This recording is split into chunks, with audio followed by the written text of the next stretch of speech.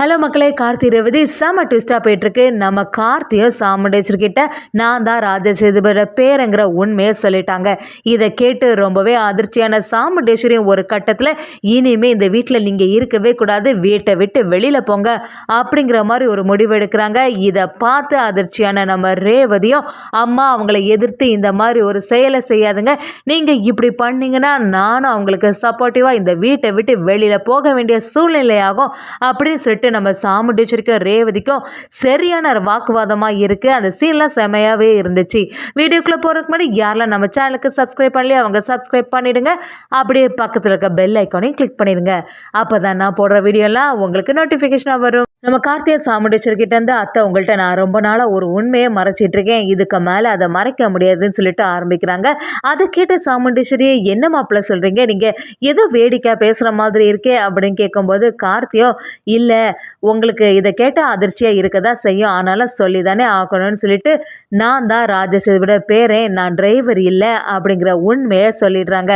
இதை கேட்டோன்னே அப்படியே சாமுண்டீஸ்வரி அந்த இடத்துலையே அதிர்ச்சி ஆயிடுறாங்க. கார்த்தியும் இந்த வீட்டுக்கு நான் டிரைவராக வந்தது முக்கியமான காரணம் இந்த ரெண்டு குடும்பத்தையும் ஒன்று சேர்க்கறதுக்காண்டி தான், ஆனால் இடையில ஏதெல்லாமோ மாறி போச்சு, ரேவதியை மேரேஜ் பண்ணணும்னு ஒரு சுச்சுவேஷன் வந்தபோது உங்களுக்கு எந்த அவமானம் வரக்கூடாது, அதே சமயத்தில் ரேவதியோட வாழ்க்கை நல்லபடியாக இருக்கணும்னு சொல்லிட்டு தான் நான் சம்மதித்தேன். இப்படியெல்லாம் நடக்கும் நான் கொஞ்சம் கூட எதிர்பார்க்கல, எப்படியாவது கும்பாபிஷேகம் முடியும் அதுக்கப்புறமா உண்மையை சொல்லலான்னு இவ்வளோ நாளாக காத்திருந்தேன், ஆனால் இதுக்கு மேலே உங்களை ஏமாத்துறதுக்கு எனக்கு மனசே வரலாத்தா, அதனால தான் இப்போ சொல்லிட்டேன் அப்படிங்கிற மாதிரி நம்ம கார்த்தி சொன்ன உடனே இதை கேட்ட சாமுண்டீஸ்வரி அப்படியே அதிர்ச்சிடுறாங்க. என்ன சொல்கிறீங்க, நான் பொதுவாக யாரையுமே நம்ப மாட்டேன், ஆனால் உங்ககிட்ட தான் நம்பி எல்லாத்தையும் ஒப்படைச்சு நீங்கள் இப்படி பண்ணுவீங்க நான் கொஞ்சம் கூட எதிர்பார்க்கல அப்படின்னு சொல்லிட்டு நம்ம சாமுண்டீஸ்வரி அந்த இடத்துல சொல்கிறாங்க. இதை கேட்ட சந்திராவும் என்னக்கா நீ என்ன பொறுமையாக இருந்துகிட்ருக்க, நான் தான் உங்ககிட்ட எத்தனை வாட்டியோ சொன்னேன் இது ராஜசேதுவோட பேரன்தான்னு, ஆனால் ஒரு நாளாவது என்னை நம்பினியா, இப்போ புரியுதா உன்னை எத்தனை நாளாட்டி இவன் ஏமாற்றிட்டு இருக்கான், இத்தனை நாளாக நீ லூஸ் மாதிரி எல்லாத்தையும் நம்பிட்டு இருந்திருக்க அப்படிங்கிற மாதிரி சந்திரா சாமுண்டீஸ்வரி இன்னும் உசு பேத்திட்டு விட்டுட்டு இருக்காங்க. இதை கேட்டோன்னே சாமுண்டீஸ்வரி கொஞ்சம் நேரம் சும்மா இருப்பியா சந்திரா அப்படின்னு சொல்லிட்டு சவுண்டு போடும்போது சந்திராவும் நீ என்ன மட்டும் ஏதாவது சொல்லிட்டே இரு அப்படிங்கிற மாதிரி சொல்கிறாங்க. மயில் வாகனமும் நம்ம கார்த்திக்கு சப்போர்ட் பண்ணுற மாதிரி ஏன் சின்னத்தை அவங்கள வெறுப்பேற்றிட்டு இருக்கீங்க, அதை அவங்க ரெண்டு பேரும் பேசிகிட்டு இருக்காங்களா, அவங்க பாட்டுக்கு ஒரு முடிவு எடுக்கட்டுன்னு சொல்லும்போது சந்திராவும் எனக்கு உங்கள் ரெண்டு பேர் பற்றியும் நல்லாவே தெரியும், நீங்கள் ரெண்டு பேரும் கூட்டு களவாணிகள் அந்த மாதிரி சந்திரா மயில் வாகனத்திட்ட சொல்ல ஆரம்பிக்கிறாங்க. நம்ம கார்த்திகை சாமுண்டீஸ்வரி கிட்ட என்னை நம்பி நீங்கள் நிறைய பொறுப்பு தந்தீங்க, உங்கள் ஃபேக்ட்ரி வேலைகள் எல்லாத்தையுமே என்கிட்ட தான் தந்தீங்க, ஆனால் இதுக்கு மேலே உங்களை ஏமாத்துறதுக்கு எனக்கு மனசுக்கு வரவே இல்லை, எத்தனை நாள் தான் இந்த குற்ற உணர்ச்சியோட நான் இருக்குதுன்னு சொல்லிட்டு தான் இப்போ எல்லா உண்மையும் சொல்லிட்டேன்னு நம்ம கார்த்திகை சொல்கிறாங்க. அது மட்டும் இல்லாமல் இத்தனை நாள் நான் பண்ண தப்புக்கு என்னை மன்னிச்சிருங்க அத்தை அப்படின்னு கேட்கும்போது சாமுண்டீஸ்வரி கார்த்திட்டு வந்து நீங்கள் சொல்கிறது என்னால் ஏற்றுக்கவே முடியலை, ஏற்கனவே அந்த கிழவிக்கு குடும்பத்துக்கும் எனக்கும் ஆகாதுன்னு உங்களுக்கு நல்லாவே தெரியும்ல, எங்கள் அம்மாவோட நிலைமைக்கு காரணமே அவங்க தான், அப்படிப்பட்ட குடும்பத்தோட நான் ஒருபோதும் ஒன்று சேர மாட்டேன், இப்படிப்பட்ட சிச்சுவேஷனில் என்னை ஏமாத்ததுக்கு உங்களுக்கு எப்படி மனசு வந்துச்சு, இத்தனை நாளாக உங்களை தானே நான் நம்பி இருந்தேன், இப்படியெல்லாம் பண்ணது பெரிய தப்பு அப்படிங்கிற மாதிரி கார்த்திட்டு சொல்லிட்டு இருக்காங்க. அதுக்கு ராஜராஜனும் ஈஸ்வரி கிட்ட ஈஸ்வரி நீ எதுவுமே தப்பாக நினைக்காத, கார்த்தி என்னது பெருசாக தப்பு பண்ணிட்டான், என்னதான் இருந்தாலும் அவன் ரேவதியோட ஹஸ்பண்ட் ஆகியாச்சு, அது மட்டும் இல்லாமல் இந்த குடும்பத்துக்காக நிறைய நல்லது பண்ணியிருக்கான், இந்த முத்துவேல் சிவனாண்டி எல்லாரும் எவ்வளோ சூழ்ச்சிகள் பண்ணாங்க, அதெல்லாம் எதிர்த்து கார்த்தி தான் நம்ம குடும்பத்தையே காப்பாற்றினா, அதை கொஞ்சம் நீ யோசிச்சு பார்க்கக்கூடாதா, அதே சமயத்தில் கம்பெனி வேலைகள் எல்லாத்தையுமே அவன் பார்த்துட்டு நம்ம கம்பெனியில் எவ்வளோ லாபத்தை ஆக்கி தந்திருக்கான் அப்படிங்கிற மாதிரிலாம் நம்ம ஈஸ்வரியை நம்ம ராஜராஜன் சமாதானப்படுத்தி பார்க்குறாங்க.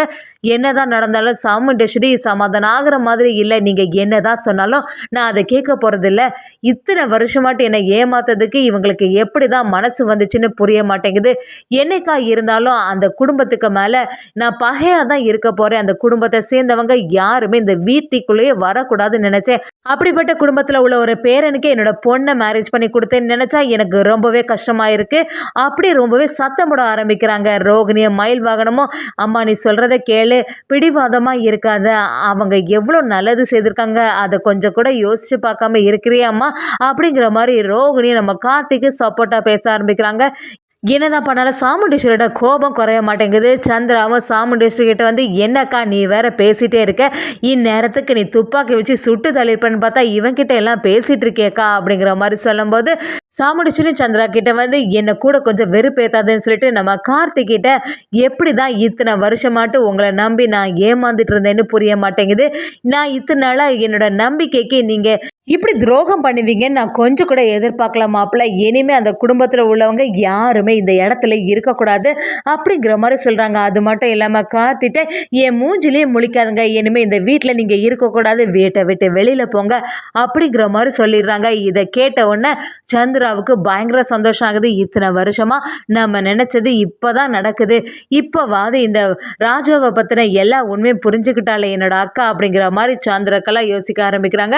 நம்ம மயில் வாகனமும் அவங்க அத்தைகிட்ட வந்து, அத்தை இந்த மாதிரி சொல்லாதுங்க, அவன் பண்ண எல்லா நல்ல வேலைகளையும் யோசிச்சு பாருங்க, எப்படியாவது கும்பாபிஷேகம் முடிஞ்ச பிறகு எல்லா உண்மையும் சொல்லலாம் தான் இருந்தான், ஆனால் அதுக்குள்ள எல்லா சம்பவம் நடந்துட்டு, அதனால தான் கும்பாபிஷேகம் நின்றுட்டு அதுக்கப்புறமா எந்த வாய்ப்புமே கிடைக்கல உண்மையை சொல்றதுக்கு, அவனை எப்படியாவது ஏற்றுக்கோங்க அப்படிங்கிற மாதிரி மயில் வாகனமும் நம்ம கார்த்திக்கு சப்போர்ட்டாக பேசுகிறாங்க.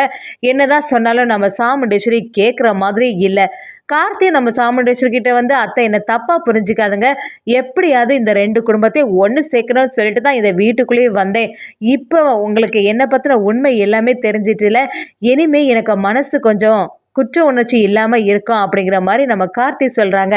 இதெல்லாம் கேட்டுட்டு இருந்த நம்ம ரேவதி அப்படியே ஷாக் ஆகி, என்னம்மா சொல்கிறீங்க, அது எப்படி என்னோட ஹஸ்பண்டை இந்த வீட்டை விட்டு நீங்கள் வெளியில் போக சொல்ல முடியும், இத்தனை நாளுக்கு அப்புறமா இப்போ தான் அவங்களோட நல்ல குணம் எல்லாம் புரிஞ்சு அவங்க கூட சேர்ந்து வாழ ஆரம்பிக்கிறேன், நீங்கள் இப்போ போய் இவங்களை வீட்டை விட்டு வெளியில் போக சொல்கிறீங்களே, இது கொஞ்சம் கூட நியாயமே இல்லாமா அப்படிங்கிற மாதிரி சொல்லும்போது, சாமுண்டீஸ்வரியும் ரேவதி கிட்ட வந்து, உனக்கு ஒன்றுமே புரியலையா, யாரை இந்த குடும்பத்தில் ஏற்றக்கூடாதுன்னு நினச்சோன்னா அவனே எனக்கு மாப்பிள்ளையாக வந்து இத்தனை நாளாக என்னை ஏமாத்திட்டு இருக்கான்னு சொல்லும்போது, எப்படி இன்னும் நான் வீட்டில் வச்சுட்டு இருக்க முடியும் அப்படிங்கிற மாதிரி ரேவதியை சரியா கேட்குறாங்க.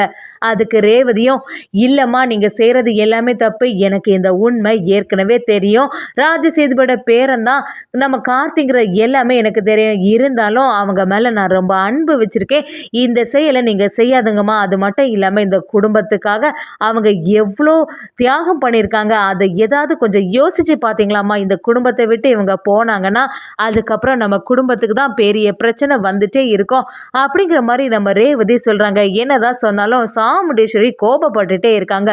கார்த்தியை நம்ம ரேவதி கிட்ட வந்து, ரேவதி விடு, இதுக்கு மேலே பேசிகிட்டு இருக்காத, பேசியும் பிரோஜனம் இல்லை, இப்போதைக்கு நான் இந்த வீட்டை விட்டு போகிறேன் அப்படின்னு சொல்லும்போது, நம்ம ரேவதியும் செம அதிரடியாக ஒன்று முடிவெடுக்கிறாங்க.